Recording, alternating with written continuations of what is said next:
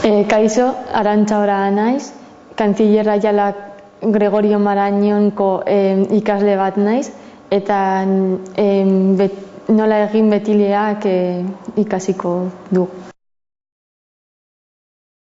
Lehenengo, erabiliko ditugun material eta produktuak prestatuko ditugu. Ilea, orratza, moldea, aria, ilekizkurgailua, papera, ura, laka eta artaziak.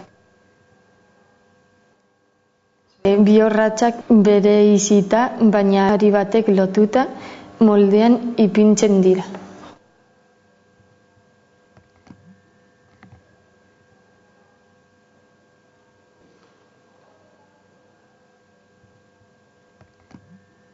Arian bi edo hiru ile dituen kopetile korapilo bat eguntzen hasten gara.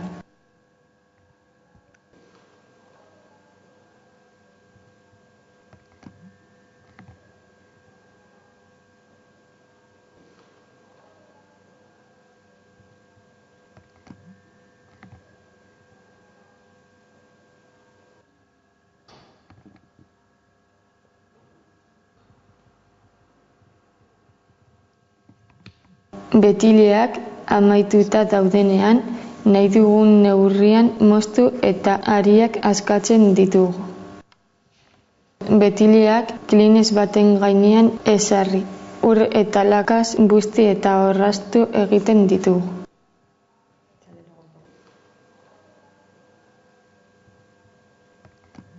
Aldi berean, klinesaren eta betileen gainean makiltxo kizkurgailu edo antzeko batean kiribiltzen ditugu. Berotan ipintzen dugu forma hartzeko, amaitzeko moduz eta azken itxura ematen diogu.